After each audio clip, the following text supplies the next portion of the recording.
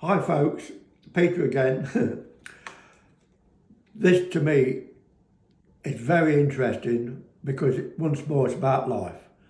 An old friend with a very similar background to me, but he did his job in the USA for 20 years. So he was selling welding equipment in the United States for 20 years and he was successful. But when he retired, him and his wife came back to England. Why not? But he's had nothing to do for about 30 years. and it's almost a joke. His wife rang me several weeks ago and said, Peter, goodness sake, can you find him something to do? So didn't I just think about that? So obviously I've been to the States many times.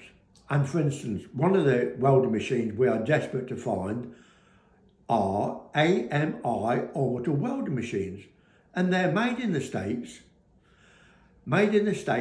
but now ESAB closed them down about 5 years ago and shut all the factories.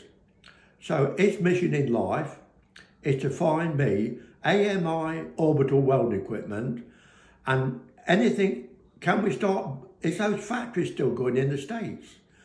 But anyway, he knows as much about the business as me, so he's dead chuffed.